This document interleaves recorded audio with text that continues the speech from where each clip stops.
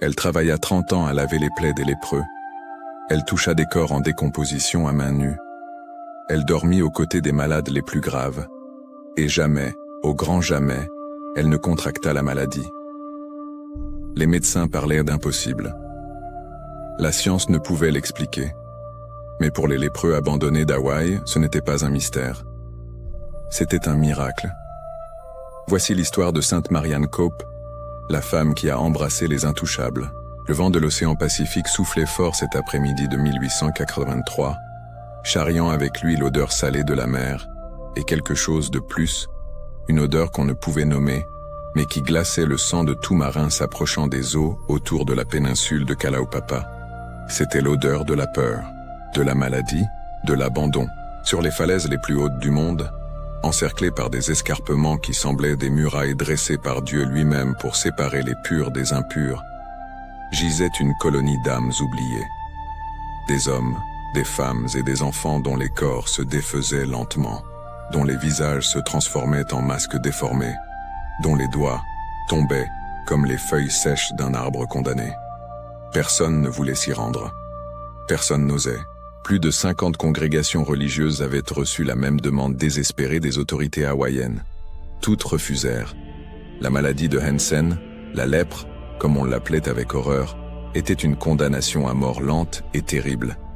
Il n'y avait ni remède, ni espoir. Seulement l'isolement, la douleur et une solitude qui rongeaient l'âme avant même que la maladie ne consume le corps. Les lépreux étaient arrachés de leur foyer au milieu de la nuit, séparés de leurs époux, de leurs enfants, de leurs parents. Ils étaient jetés sur des navires comme une cargaison maudite et déversés sur les plages de Molokai, où ils devaient survivre comme ils le pouvaient, jusqu'à ce que la mort vienne les chercher. Les infirmeries étaient des porcheries immondes. Les malades dormaient sur de la paille pourrie. Des rats couraient librement parmi les corps. Il n'y avait pas assez de médecins, pas de médicaments, pas même d'eau propre. Le gouvernement envoyait des provisions une fois par mois, quand il s'en souvenait.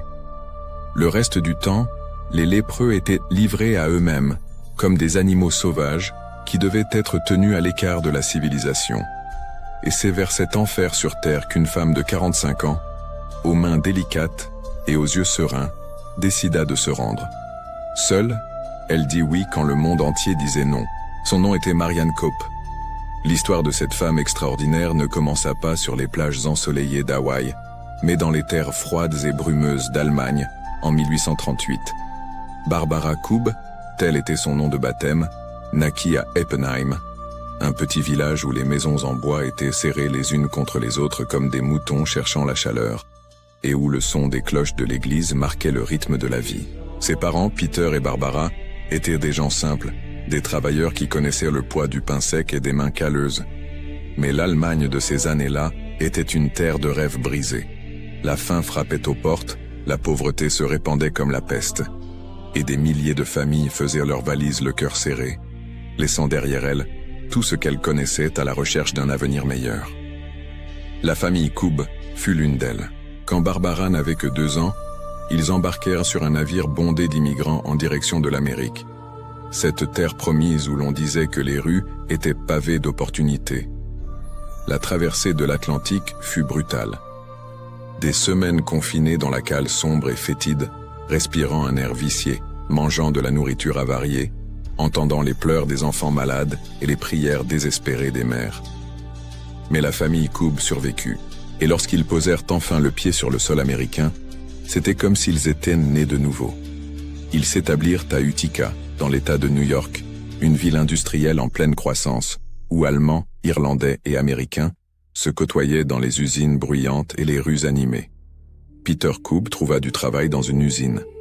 Le salaire était maigre, les heures étaient longues, mais c'était un travail honnête. Barbara, la petite Barbara, grandit là dans une maison modeste où l'amour était abondant même quand l'argent était rare. C'était une fille différente. Alors que les autres fillettes jouaient à la poupée ou rêvaient de belles robes, Barbara prenait soin de ses frères et sœurs plus jeunes avec un dévouement qui surprenait même sa mère. Quand quelqu'un tombait malade dans le voisinage, elle était là, à seulement 8 ou 9 ans, apportant de la soupe chaude, nettoyant les fronts fiévreux, priant au chevet. Il y avait en elle une compassion naturelle, une tendresse qui n'avait pas besoin d'être enseignée. Mais la vie n'était pas faite que de bonté. Quand elle eut 11 ans, son père fut victime d'un accident à l'usine. Une machine lourde lui écrasa la jambe, le laissant estropié et incapable de travailler. Du jour au lendemain, la famille sombra dans la misère la plus noire. Il n'y avait ni assurance, ni pension, ni filet de sécurité. Soit ils travaillaient tous, soit ils mourèrent de faim. Barbara, encore enfant, dut abandonner l'école et entrer à l'usine. Ses petites mains agiles étaient parfaites pour faire fonctionner les métiers à tisser délicats. Elle travaillait 12-14 heures par jour, dans un environnement suffocant où la poussière de coton pénétrait dans les poumons et où le bruit des machines était assourdissant. Elle voyait des filles de son âge perdre des doigts dans les métiers, voyait de jeunes femmes tousser du sang à cause de l'air vicié, voyait des hommes vieux à 30 ans, courbés et brisés par le travail inhumain. C'était le prix de la survie. Mais même là, au milieu de cette obscurité industrielle, Barbara maintenait allumée une flamme d'espoir. Pendant la pause déjeuner, tandis que les autres ouvrières papotaient ou dormaient épuisées, elle lisait des livres empruntés à la bibliothèque paroissiale. Le soir, après être rentrée chez elle les pieds enflés et le dos douloureux, elle aidait ses jeunes frères et sœurs avec leurs leçons. Et le dimanche, à la messe, ses yeux brillaient d'une dévotion qui attirait l'attention du prêtre. Ce fut lors d'une de ces messes dominicales qu'elle vit pour la première fois les sœurs de Saint-François. Elles étaient arrivées à Utica pour ouvrir une école paroissiale, et Barbara fut fascinée. Ce n'était pas seulement l'habit marron ou le voile blanc qui l'attirait, c'était quelque chose de plus profond. C'était la manière dont elle marchait, avec cette sérénité ferme. C'était la façon dont elle regardait les gens, sans jugement, seulement avec amour. C'était la certitude qui émanait d'elle qu'il existait un but plus grand que de simplement survivre, simplement travailler, simplement mourir. Elle avait 23 ans lorsqu'elle prit enfin son courage à deux mains. Par une nuit pluvieuse d'automne, elle s'assit à la table de la cuisine avec ses parents et leur dit ce qu'elle portait dans son cœur depuis si longtemps. « Je veux être religieuse ». Le silence qui s'ensuivit fut pesant. Sa mère se mit à pleurer doucement. Son père regarda ses propres mains calleuses, la canne à côté de sa chaise, les enfants plus jeunes qui dépendaient encore du salaire de Barbara. Comment pourrait-il survivre sans elle? Comment la laisser partir? Mais il y avait quelque chose dans les yeux de sa fille, une détermination tranquille, une certitude inébranlable, qui ne pouvait être niée. Ce n'était pas un caprice de jeune fille. Ce n'était pas une fuite de la dure réalité. C'était une vocation authentique, un appel divin, une chose venant de Dieu lui-même. Et ainsi, en 1862, Barbara Coub franchit les portes du couvent des Sœurs de Saint-François à Syracuse et n'en revint jamais. Elle échangea son nom de baptême contre Marianne, nom qu'elle porterait pour le reste de sa vie, nom qui serait un jour prononcé par des milliers de bouches en prière, nom qui serait inscrit sur les autels comme celui d'une sainte. Le noviciat fut rude, se lever avant l'aube pour prier dans le froid mordant de l'hiver. Obéir sans questionner. Le silence pendant les repas. Un travail constant. L'humilité forcée. La mortification de la chair. Beaucoup de novices ne tenaient pas le coup et rentrèrent chez elles. Mais Marianne n'était pas du genre à abandonner. Chaque épreuve était comme la chaleur de la fournaise qui purifie l'or. Chaque sacrifice la rapprochait davantage de Dieu. Elle fut désignée pour travailler à l'hôpital de la congrégation. Là, entre des draps tachés de sang et des gémissements de douleur, elle trouva sa véritable maison. Elle n'avait pas peur des plaies purulentes, ne reculait pas devant les maladies contagieuses, ne se laissait pas troubler par la vue de la mort. Au contraire, il y avait en elle un courage serein, une efficacité pratique, une compassion qui apaisait même les patients les plus affligés. Ses supérieurs réalisèrent rapidement qu'elle n'avait pas affaire à une religieuse ordinaire. Marianne avait non seulement un cœur d'infirmière, mais une tête d'administratrice. Elle comprenait les chiffres, l'organisation, la planification. Lorsqu'elle fut placée à la tête de l'hôpital général Saint-Joseph, à Syracuse, elle transforma cette institution chaotique en l'une des plus respectées de l'État. Elle créa des systèmes d'hygiène qui réduisirent les infections. Elle forma des infirmières avec une rigueur scientifique. Elle établit des règles claires de visite et de traitement, mais elle ne se contentait pas de l'efficacité. Pour elle, chaque patient était le Christ souffrant sur la croix. Chaque bandage changé était une prière. Chaque parole de consolation était une évangélisation. Elle lavait elle-même les pires blessures, restait aux côtés des mourants durant la nuit, tenait les mains tremblantes de ceux qui avaient peur. Les années passèrent. Marianne fut nommée supérieure provinciale, administrant des hôpitaux, des écoles et des couvents dans tout l'État de New York. Elle avait la réputation d'être ferme mais juste, exigeante mais compatissante. Elle ne tolérait ni la paresse ni la négligence, mais pardonnait les erreurs honnêtes avec générosité. Elle construisit des hôpitaux là où il n'y en avait pas, ouvrit des écoles pour les enfants pauvres, créa des abris pour les orphelins. Elle aurait pu vivre ainsi jusqu'à la fin de ses jours, respectée, couronnée de succès, en sécurité. Mais Dieu avait d'autres plans. En août 1883, une lettre arriva au couvent de Syracuse. Elle venait du père provincial d'Hawaï, écrivant au nom du roi Kalakaua et du père Damien de Veuster, un missionnaire belge qui travaillait seul parmi les lépreux de Molokai.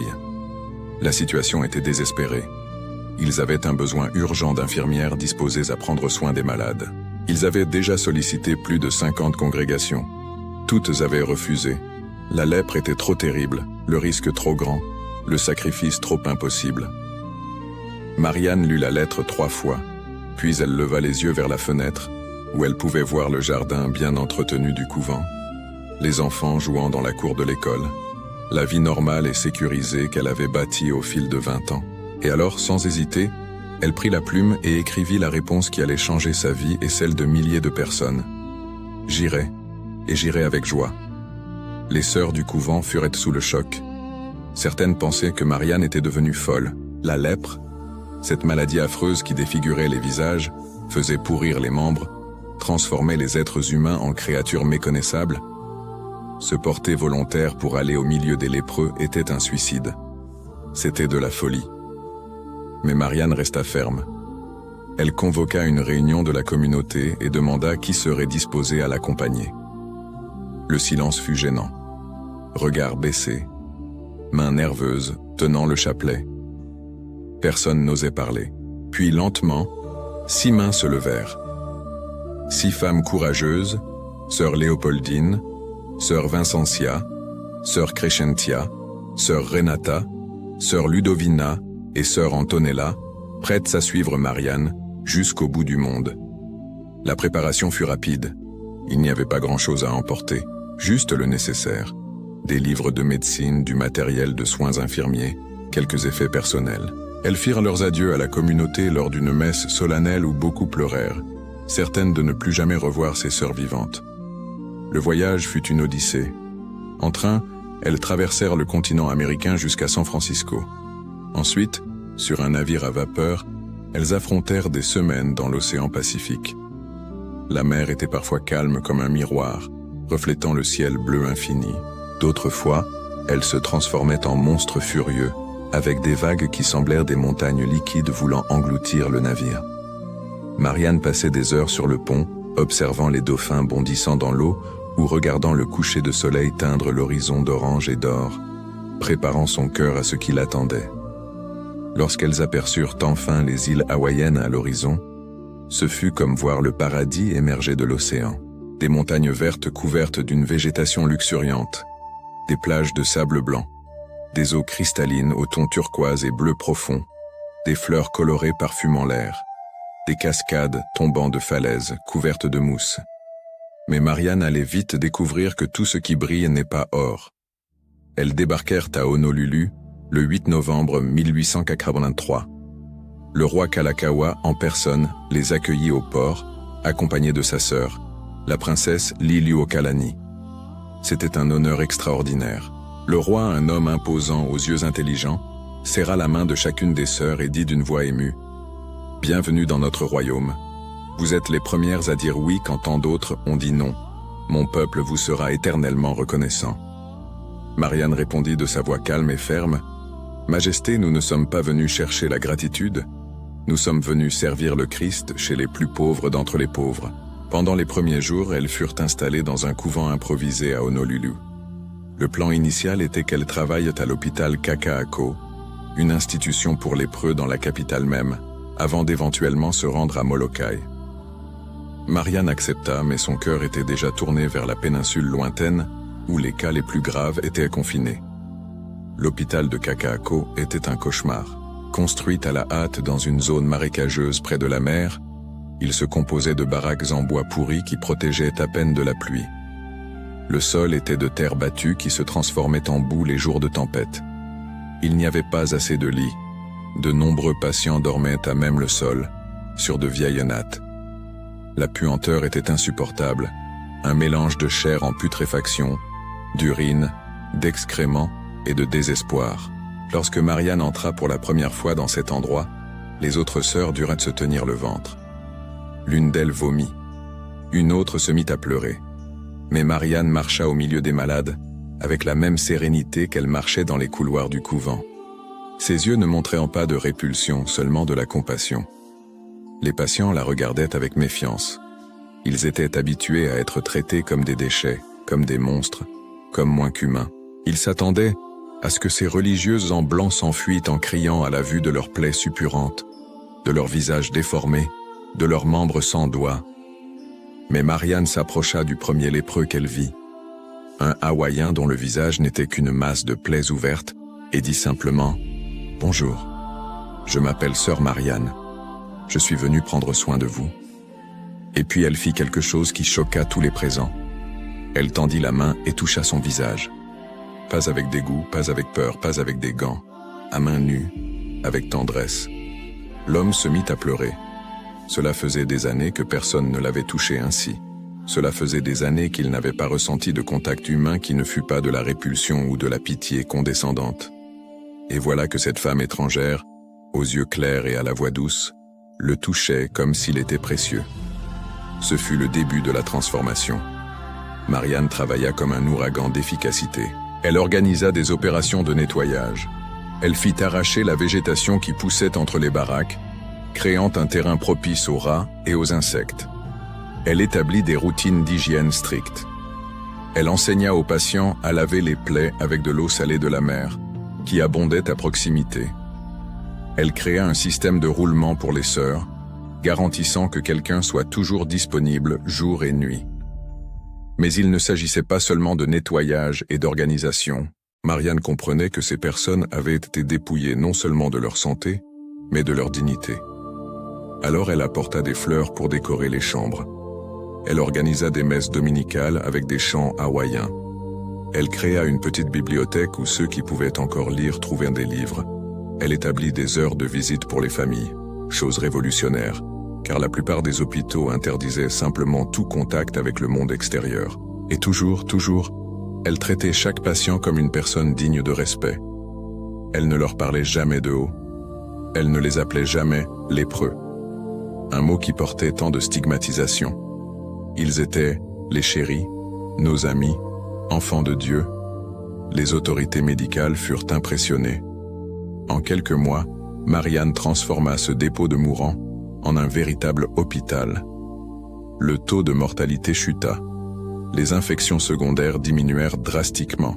Les patients étaient plus propres, mieux nourris, avec un meilleur moral. Mais le cœur de Marianne continuait de l'appeler vers Molokai. C'est en 1888 qu'elle reçut enfin la permission de visiter la péninsule. Le voyage en bateau fut court mais marquant. À mesure qu'elle s'approchait, les falaises de Kalaupapa émergèrent de la mer comme des murailles noires de plus de 1000 mètres de haut. C'étaient les falaises maritimes les plus hautes du monde. Des escarpements verticaux où les vagues se brisaient avec une violence terrible. Il n'y avait pas de port. Le navire devait jeter l'ancre à une certaine distance et les passagers étaient amenés à la côte dans de petites embarcations qui tanguaient dangereusement. Lorsque Marianne posa enfin le pied sur la plage de Kalaupapa, elle comprit pourquoi cet endroit était appelé le tombeau des vivants. La colonie était une vision apocalyptique. Des centaines de lépreux vivaient dispersés dans des cabanes misérables, construites avec des restes de bois et des feuilles de palmier. Beaucoup dormaient simplement à la belle étoile, couverts de simples chiffons. Il n'y avait pas de système d'eau courante. Ils buvaient l'eau de pluie accumulée dans des citernes sales. Il n'y avait pas d'égout, Les besoins étaient faits, là où cela tombait. Les corps des morts récents restaient en parfois des jours sans sépulture car personne n'avait la force de creuser des tombes. Et puis, elle vit le père Damien. Le Belge était une figure légendaire. Il était arrivé à Molokai 16 ans plus tôt, alors qu'aucun autre prêtre n'acceptait d'y aller. Il vivait parmi les lépreux, partageait leur nourriture, construisait de ses propres mains des églises et des maisons, lavait les plaies, enterrait les morts. Il était aimé des malades comme un père, mais le prix d'un tel dévouement était gravé sur son corps. Quand Marianne lui serra la main, elle sentit la peau rêche, les nodules caractéristiques de la maladie. Le visage de Damien était enflé, ses sourcils étaient tombés, ses oreilles étaient épaissies. Lui-même avait contracté la lèpre. « Sœur Marianne, dit-il d'une voix fatiguée mais pleine d'espoir, vous ne savez pas combien j'ai prié pour ce jour, combien j'ai demandé à Dieu d'envoyer de l'aide. Et vous voici. »« Père Damien, répondit Marianne, le travail que vous avez accompli ici est extraordinaire, mais vous avez besoin de repos, vous avez besoin de traitement. Laissez-nous prendre une partie du fardeau. » Dans les mois qui suivirent, Marianne partagea son temps entre Honolulu et Molokai, préparant le terrain pour le déménagement définitif. En 1888, lorsque l'hôpital Kakaako fut fermé par le gouvernement, elle obtint enfin ce qu'elle voulait. L'approbation d'établir une mission permanente à Kalaupapa, axée spécifiquement sur les femmes et les filles lépreuses. Le changement fut définitif. Marianne avait 50 ans et savait qu'elle ne quitterait plus jamais cette péninsule. Elle était prête à y mourir s'il le fallait. Le premier projet fut de construire un foyer pour les filles. Il y avait des dizaines d'enfants dans la colonie, certaines nées là de parents lépreux, d'autres arrachées à leur famille dès l'apparition des premiers symptômes de la maladie. Elles vivaient abandonnées, sans éducation, sans soins, beaucoup étant abusées par des hommes adultes sans aucune punition. Marianne ne tolérerait pas cela. Avec des ressources obtenues par des dons et par le gouvernement lui-même, elle construisit le foyer Bishop Home, un abri spécialement pour les femmes et les filles lépreuses. C'était un bâtiment simple mais propre, avec des chambres aérées, de grandes fenêtres, des vérandas où elles pouvaient s'asseoir et regarder la mer. Là, Marianne créa une petite communauté de dignité. Elle enseigna aux filles à lire et à écrire. Elle organisa des cours de musique, de chant, de couture. Elle établit des règles claires de coexistence. Elle fixa des horaires pour les repas, la prière, le travail, le repos. Elle apporta des fleurs à planter dans les jardins. Elle enseignait aux filles elles-mêmes à prendre soin les unes des autres, à laver les plaies, à changer les bandages. Mais il ne s'agissait pas seulement d'administration. Marianne était présente en tout. Elle se levait avant l'aube et ne se couchait souvent qu'après minuit. Elle passait de chambre en chambre pour vérifier que tout le monde allait bien. Elle s'asseyait aux côtés de celles qui souffraient de douleurs terribles, tenant leurs mains déformées, chantant doucement des berceuses. Quand l'une d'elles mourait, elle restait à ses côtés toute la nuit afin que personne ne parte seul. Les filles l'adoraient. Elles l'appelaient « Mère Marianne ». Pour elles, qui avaient été rejetées par leur propre famille, Marianne était mère, infirmière, enseignante, amie, tout. Elle ne les jugeait jamais, ne manifestait jamais de répulsion, ne traitait jamais leur corps déformé comme quelque chose de monstrueux. Il y avait une fille en particulier, une Hawaïenne de 12 ans nommée Leilani, dont le cas était particulièrement grave. La maladie avait rongé ses doigts, déformé son visage, aveuglé un œil. Elle avait honte de sortir de sa chambre, d'être vue, d'exister. Marianne passait des heures avec elle, parlant doucement, peignant ce qui restait de ses cheveux, racontant des histoires de l'Allemagne, de l'Amérique, de saints qui avaient souffert mais étaient restés fidèles. Un jour, Leilani demanda d'une voix étranglée « Mère Marianne, pourquoi n'avez-vous pas peur de moi? Pourquoi me touchez-vous alors que même ma propre mère n'a pas voulu me toucher ?» Marianne tint le visage déformé de la fillette entre ses mains et la regarda droit dans les yeux, le bon et l'aveugle. « Parce que quand je te regarde, je ne vois pas la lèpre. Je vois une fille de Dieu, précieuse et aimée. Je vois le Christ souffrant. Et comment pourrais-je avoir peur du Christ ?» La fillette pleura dans les bras de Marianne. Et à ce moment-là, quelque chose fut guéri en elle, non pas le corps, mais quelque chose de plus profond, l'âme. Tout en prenant soin des femmes et des filles, Marianne travaillait également côte à côte avec le père Damien sur les cas les plus difficiles. Le Belge était visiblement en train de s'aggraver. La lèpre progressait dans son corps, gagnant en force, lui volant sa vitalité. Mais il refusait de s'arrêter. Il continuait de célébrer la messe, de visiter les malades, de construire. Marianne l'admirait profondément, mais elle s'inquiétait aussi. Elle insistait pour qu'il se repose davantage, mange mieux, prenne soin de lui. Damien souriait simplement avec son visage enflé et disait « Sœur, j'ai encore beaucoup de travail. Dieu me prendra quand ce sera l'heure. » Et Dieu le prit le 15 avril 1889. Marianne était à ses côtés lorsqu'il rendit son dernier soupir. Elle avait tout préparé, la chambre propre, des draps blancs, des bougies allumées, le crucifix entre ses mains. Damien mourut en paix, entouré des personnes qu'il aimait. Il n'avait que 49 ans, mais ressemblait à un homme de 80. Les funérailles furent grandioses. Des centaines de lépreux y assistèrent, pleurant ouvertement. L'homme qui avait choisi de vivre parmi eux, qui avait embrassé leur cause quand le monde les avait oubliés, était mort. Marianne organisa tout avec son efficacité caractéristique, mais elle-même pleura lorsqu'ils descendirent le cercueil dans la terre rouge de Molokai. À la mort de Damian, Marianne devint la figure centrale de la colonie. Le poids de la responsabilité était écrasant. Plus de 1000 patients dépendaient d'elle et de ses quelques sœurs. Mais elle n'hésita pas. Elle agrandit le foyer Bishop, créant plus de chambres pour accueillir davantage de femmes. Elle améliora le système d'eau, construisant des citernes plus grandes et plus hygiéniques. Elle établit de petits jardins potagers où les patients qui avaient encore la force pouvaient planter des légumes. Elle créa une chorale qui chantait lors des messes, des voix enrouées par la maladie, mais pleines de foi. Et toujours, elle maintenait la dignité comme priorité. Lorsqu'un patient mourait, Marianne insistait pour des funérailles appropriées. Un cercueil en bois, pas juste un drap. Une tombe marquée d'un nom, pas juste une fosse anonyme. Une messe du corps présent. Des fleurs sur la tombe. Parce que même dans la mort, il méritait le respect. Les années passèrent lentement à Kalaupapa. Le monde extérieur changeait. Nouvelles inventions, nouvelles guerres, nouveaux gouvernements. Le royaume d'Hawaï lui-même chuta en 1893, annexé par les États-Unis. Rois et reines partirent, mais sur la péninsule isolée, le temps semblait suspendu. Marianne continuait sa routine infatigable. Se lever, prier, travailler, soigner, consoler, guérir ce qu'elle pouvait, accompagner ce qu'elle ne pouvait guérir. Et il se produisait quelque chose d'extraordinaire. Un miracle discret, silencieux, mais indéniable. Marianne travaillait quotidiennement parmi les lépreux depuis des années. Elle lavait des plaies purulentes à mains nues.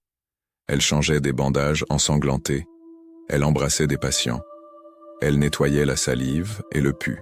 Elle dormait dans des chambres adjacentes aux leurs. Elle mangeait la même nourriture. Elle buvait la même eau.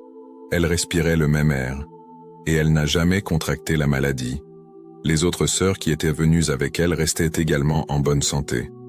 Mais Marianne était le cas le plus impressionnant. 3 décennies à s'occuper des lépreux les plus graves, faisant exactement tout ce que les médecins disaient de ne pas faire. Toucher sans gants, travailler sans masque, s'exposer constamment, et rien. Pas un nodule, pas une tache, pas le moindre symptôme. Les médecins eux-mêmes étaient perplexes. Ils venaient l'examiner régulièrement, cherchant des signes de la maladie. Rien. Sa peau était parfaite, ses mains fermes, ses yeux clairs. Ils écrivirent des rapports pour des revues médicales commentant le cas inexplicable. Certains tentaient d'attribuer cela à une immunité naturelle, mais cela n'avait pas de sens. Personne n'avait une immunité absolue contre la lèpre, surtout avec une exposition aussi intense. Pour les lépreux, ce n'était pas un mystère. C'était une protection divine. Dieu gardait sa servante afin qu'elle puisse continuer à servir. Il priait pour elle, demandant qu'elle reste en bonne santé, car sans Marianne, il serait perdu. Marianne n'en parlait jamais. Quand on lui demandait comment elle parvenait à rester en bonne santé, elle répondait simplement « Je me garde propre. Je me lave les mains fréquemment. Et je fais confiance à Dieu. » Mais il y avait autre chose. Il y avait cette sérénité profonde qui émanait d'elle, cette paix qui transcendait l'entendement. Les lépreux le percevaient. Ils disaient que lorsque Marianne entrait dans une chambre, la douleur diminuait. Quand elle tenait une main, la peur se dissipait. Quand elle priait à côté de quelqu'un, le désespoir cédait la place à l'espoir. Ce n'étaient pas des paroles en l'air. Des patients qui avaient tenté de se suicider, qui avaient perdu toute volonté de vivre, trouvaient une raison de continuer après avoir parlé avec elle. Des femmes qui se croyaient des monstres méconnaissables découvraient qu'elles étaient toujours humaines, toujours dignes, toujours aimées. Marianne avait aussi le sens de l'humour, quelque chose de rare et de précieux dans ce lieu de tant de souffrance. Elle riait avec les filles, racontait des blagues légères pendant les repas, organisait de petites célébrations lors d'occasions spéciales. Pour l'anniversaire d'une patiente, elle apparaissait avec des fleurs et un gâteau simple fait d'ingrédients de base. À Noël, elle décorait le foyer Bishop avec des branches vertes et des fleurs hawaïennes, créant une ambiance festive. Il y avait aussi de la rigueur. Lorsqu'une fille enfreignait les règles, se disputait avec une autre, volait de la nourriture, mentait, Marianne ne laissait pas passer. Elle s'asseyait avec la transgressive et lui parlait fermement, expliquant pourquoi ce comportement était inacceptable. Elle ne criait pas, n'humiliait pas, mais elle ne pardonnait pas non plus. Discipline et amour allèrent de pair dans sa philosophie. Au fil des ans, Marianne commença à être connue au-delà de Molokai. Des journalistes venaient l'interviewer. Ses photographies circulaient dans des magazines américains. Des écrivains publiaient des articles sur la sainte de Molokai, la mère des lépreux, l'ange de Kalaupapa. Des dons commencèrent à affluer de partout, argent, médicaments, vêtements, livres. Elle utilisait tout pour améliorer la vie des patients. Elle ne gardait rien pour elle. Sa chambre au foyer Bishop était spartiate, un lit étroit, un crucifix au mur, une petite table, une chaise. Rien de plus. Les vêtements qu'elle portait étaient vieux et rapiécés. Elle mangeait la même nourriture simple que les patients. Quand elle atteignit 70 ans, Marianne continuait de travailler avec l'énergie d'une femme de 40. Elle se levait tôt, se couchait tard, passait toute la journée en mouvement. Ses sœurs tentèrent de la convaincre de ralentir, de se reposer davantage, mais elle n'écoutait pas. « Je me reposerai quand Dieu m'appellera », disait-elle. « Tant que je suis en vie, il y a du travail à faire. » Et le travail ne s'arrêtait jamais. Il y avait toujours des plaies à laver, des douleurs à soulager, des larmes à essuyer, des prières à réciter.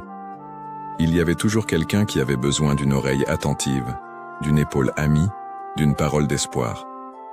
Les dernières années de Marianne furent marquées par une santé fragile. Ce n'était pas la lèpre, c'était juste la vieillesse qui arrivait, réclamant des décennies de travail éreintant. Ses jambes lui faisaient mal, son dos se plaignait, sa vue commença à faiblir. Mais elle continuait à faire des rondes quotidiennes, visitant les patients, supervisant le fonctionnement du foyer Bishop. En 1918, une grippe terrible balaya le monde, tuant des millions de personnes. Elle arriva également à Molokai. Des dizaines de lépreux moururent, non pas de la lèpre, mais de la grippe. Marianne, âgée de 80 ans et en mauvaise santé, continua de prendre soin des malades jour et nuit. Elle lavait les visages fiévreux. Elle donnait de l'eau aux gorges desséchées. Elle priait pour les mourants. Et puis son propre corps commença à défaillir. Août 1918 apporta une profonde fatigue. Marianne sentait ses forces s'épuiser. Pour la première fois depuis des décennies, elle dut rester au lit. Les sœurs l'entourèrent, inversant les rôles. C'était maintenant elle qui prenait soin d'elle. Mais Marianne n'était pas une bonne patiente.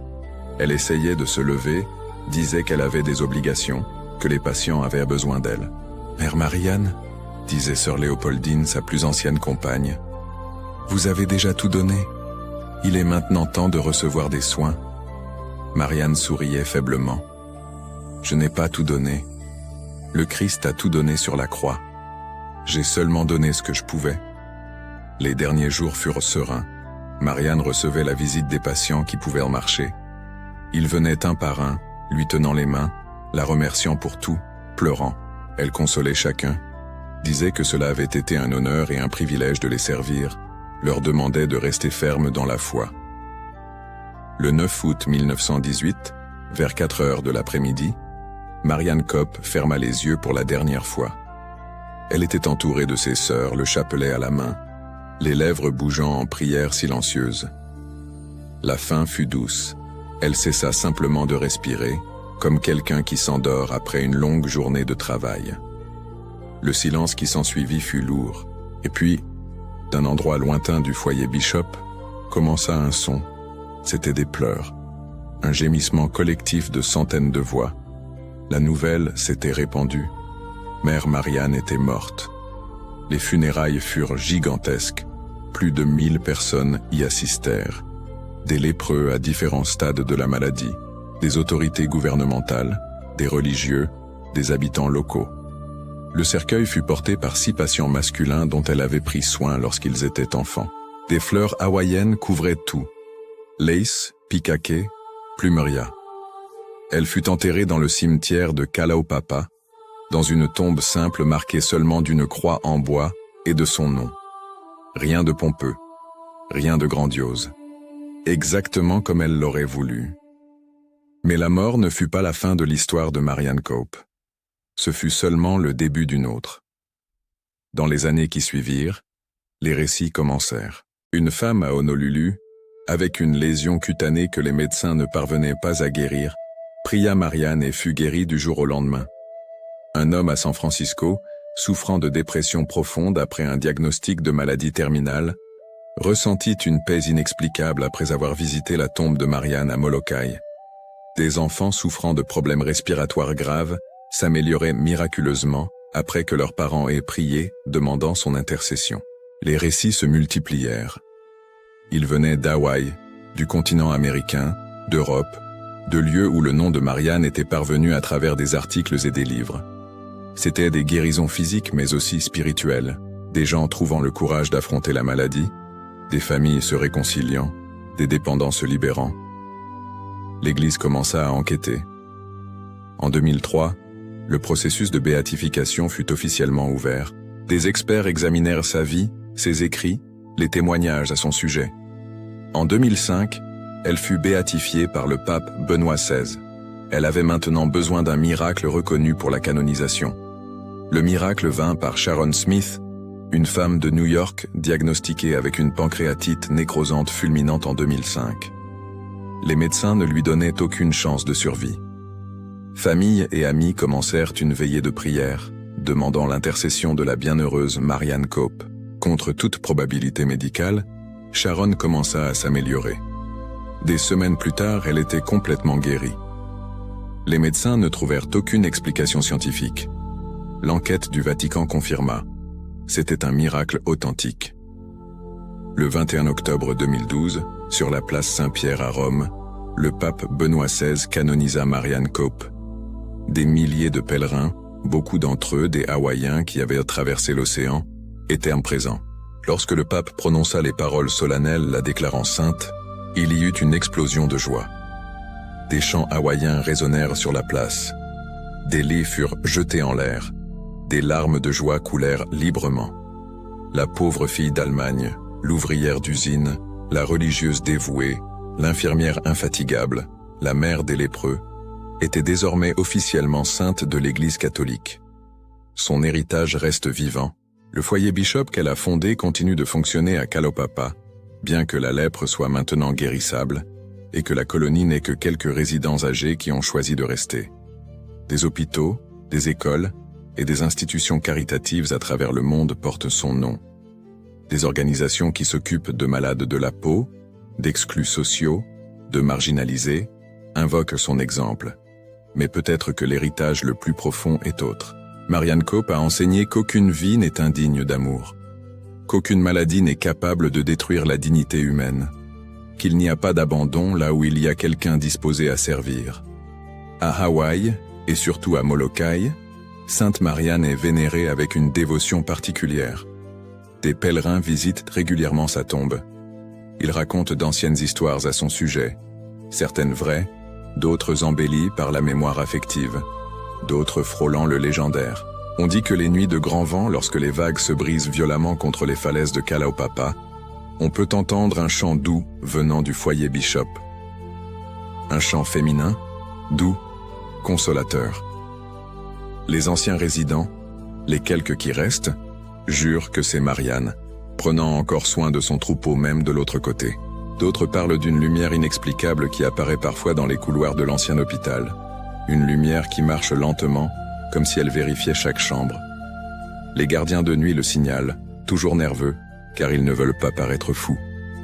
Mais tous décrivent la même chose. Une lumière douce, blanche, qui ne projette pas d'ombre, qui apparaît et disparaît sans explication. Il y a aussi l'histoire du parfum. À certaines occasions, anniversaire de sa mort, jour de sa fête liturgique, ou sans raison apparente, un arôme doux de fleurs hawaïennes monte dans l'air de Kalaupapa. Pikake et plumeria mélangés, intense, mais pas écœurant. Un parfum qui ne vient d'aucun jardin, qui est simplement là, parfumant l'air pendant quelques minutes puis disparaissant. Sont-ce des légendes, de l'imagination, des manifestations réelles?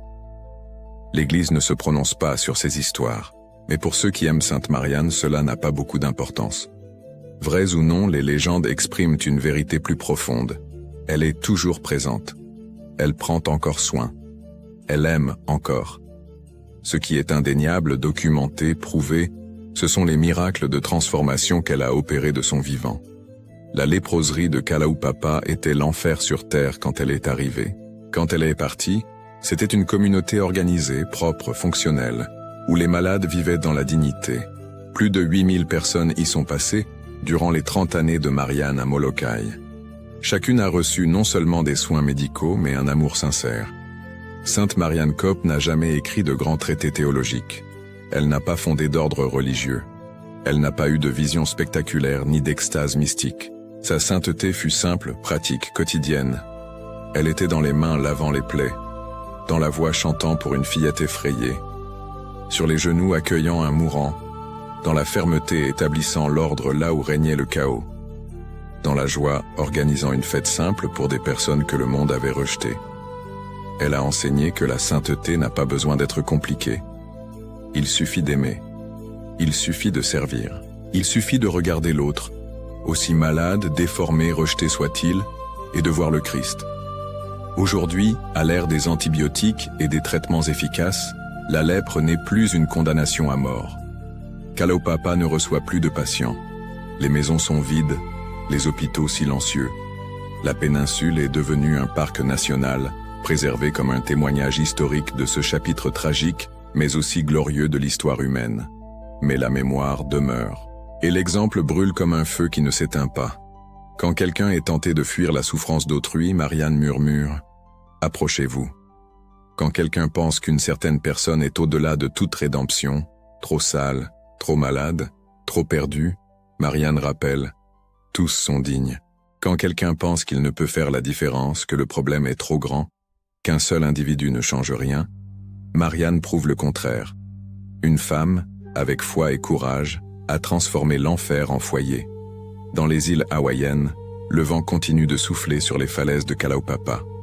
Les vagues continuent de se briser sur les rochers noirs. Le soleil continue de se lever sur l'océan Pacifique, peignant le ciel de couleurs impossibles. Et dans cet endroit isolé, où un jour des centaines de lépreux ont pleuré leur douleur puis leur rédemption, le nom de Marianne Cope continue de résonner. Non pas avec tristesse, mais avec gratitude. Non pas avec lamentation, mais avec louange. Parce qu'elle est venue quand personne ne venait. Elle est restée quand tous fuyaient. Elle a aimé quand le monde haïssait. Et à la fin, elle a prouvé que l'amour est plus fort que la lèpre, que la foi est plus puissante que la peur, qu'une vie donnée à Dieu n'est jamais gâchée.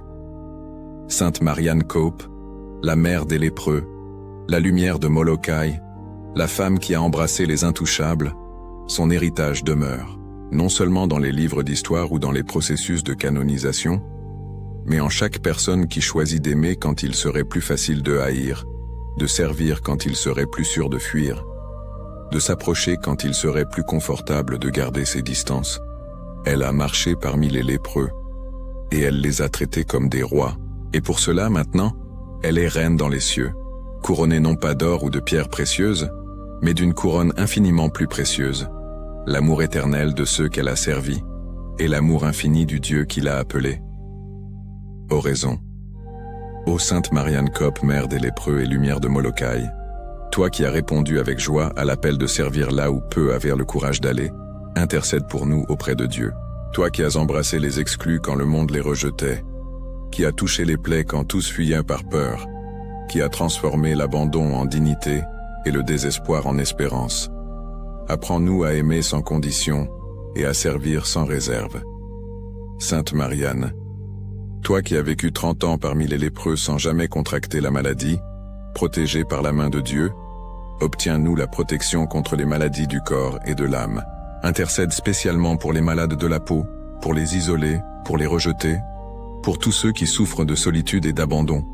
Aide-nous à voir le Christ chez les plus pauvres et les plus méprisés, à ne pas avoir peur de la souffrance d'autrui, à nous approcher quand d'autres s'éloignent. Que ton exemple de foi héroïque, de courage inébranlable et de compassion sans limite nous inspire à vivre l'Évangile avec authenticité. Sainte Marianne Cope, ange d'Hawaï, mère des oubliés, reine des cœurs blessés, prie pour nous maintenant et à l'heure de notre mort. Obtiens-nous les grâces dont nous avons besoin, spécialement la guérison de nos maladies et la force d'affronter nos croix avec espérance.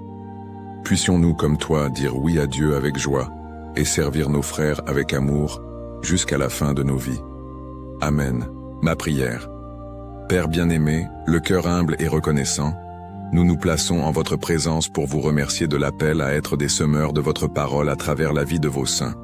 Nous vous remercions pour ce canal que vous avez permis de devenir un pont de foi, connectant les cœurs à votre infinie miséricorde dans un monde qui cherche tant un refuge. Que chaque biographie sacrée que nous partageons soit un baume pour les âmes fatiguées et un miroir des vertus qui nous rapproche de vous. Que le témoignage de vos serviteurs et servantes inspire chaque auditeur à chercher une vie de plus grande sainteté, de courage et d'amour du prochain. Nous reconnaissons que nous ne faisons rien par nous-mêmes. Vous êtes la source de toute inspiration et la force derrière chaque mot. Nous vous remercions de nous utiliser comme vos simples instruments pour narrer les merveilles que vous avez accomplies dans la vie de ceux qui vous ont aimés par-dessus tout. Que cette œuvre continue de renforcer la communion entre nous, transformant cet espace numérique en une véritable famille spirituelle, unie par le même amour pour le Christ et par le désir de suivre ses pas. Nous vous consacrons, Seigneur, nos voix, nos esprits et nos cœurs. Que tout ce que nous faisons ici serve à votre plus grand honneur et gloire, et au salut des âmes. Que votre bénédiction descende sur tous ceux qui suivent et soutiennent ce travail, aujourd'hui et toujours. Au nom de Jésus-Christ, votre Fils et notre Seigneur. Amen. L'histoire de Sainte Marianne Cope nous laisse une leçon qui résonne à travers les temps et touche le cœur de chaque personne qui la connaît. Alors que plus de 50 congrégations religieuses ont dit non à l'appel de prendre soin des lépreux à Hawaï, elle a dit oui. Et elle n'a pas seulement dit oui, mais elle l'a dit avec joie, avec détermination, avec un courage qui défiait tout instinct humain d'autopréservation. Marianne nous enseigne que la vraie grandeur ne réside pas dans les applaudissements que nous recevons, mais dans l'amour que nous donnons quand personne ne regarde. Elle ne se trouve pas dans les foules qui nous suivent, mais dans la personne solitaire à qui nous tendons la main. Elle n'est pas dans la reconnaissance immédiate, mais dans le service silencieux qui transforme des vies une par une. Elle a passé 30 ans sur une péninsule isolée, prenant soin de personnes que le monde avait rejetées, et n'a jamais rien demandé en retour. Sa récompense n'était pas terrestre, elle était éternelle. Le miracle de son immunité à la lèpre, même en travaillant quotidiennement parmi les malades les plus graves, n'est que la pointe de l'iceberg. Le véritable miracle fut la transformation qu'elle opéra dans les cœurs. Des lépreux qui se croyaient des monstres ont découvert qu'ils étaient des enfants de Dieu. Des femmes et des filles rejetées par leur propre famille ont trouvé en Marianne une véritable mère. Des mourants qui s'attendaient à mourir seuls sont partis en paix, tenant ses mains calleuses mais tendres.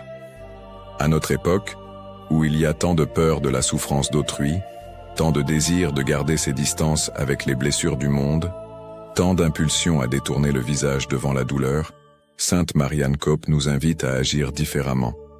Elle nous défie de nous approcher quand d'autres s'éloignent, de toucher quand d'autres reculent, d'aimer quand il serait plus facile d'ignorer. Nous n'avons pas besoin d'aller sur une île isolée au milieu du Pacifique. Les léproseries d'aujourd'hui sont autour de nous, dans les asiles oubliés, dans les hôpitaux bondés, dans les rues où dorment les sans-abri, dans les cœurs solitaires de voisins que personne ne visite. L'héritage de Marianne n'est pas seulement historique, il est actuel, urgent, nécessaire. Chaque jour apparaissent de nouveaux exclus, de nouveaux rejetés, de nouveaux oubliés. Et chaque jour, nous sommes appelés à répondre. Irons-nous? Ou trouverons-nous des excuses pour ne pas y aller? Marianne n'était pas surhumaine. C'était une femme ordinaire qui a fait des choix extraordinaires. Elle a choisi l'amour plutôt que la peur, la compassion plutôt que le confort, le service plutôt que la sécurité. Et ces mêmes choix sont disponibles pour chacun de nous, tous les jours. Sa canonisation en 2012 n'a pas été seulement la reconnaissance de vertus passées, ce fut un appel présent. L'Église, en l'élevant aux autels, disait au monde: voyez comment l'Évangile est vécu en vérité. Voyez ce qui se passe lorsque quelqu'un prend Jésus au sérieux. Voyez la beauté d'une vie entièrement donnée au prochain. Marianne n'a pas fondé de mouvement, n'a pas écrit de best-seller, n'a pas fait d'apparition à la télévision. Mais elle a changé le monde. Une plaie à la fois, une larme à la fois, une étreinte à la fois. Que son histoire inspire en chaque personne qui l'écoute le désir d'être lumière là où il y a des ténèbres, consolation là où il y a de la douleur, espérance là où il y a du désespoir. Que son exemple nous encourage à ne pas avoir peur de la souffrance d'autrui, mais à l'affronter avec la même détermination aimante qu'elle a démontrée.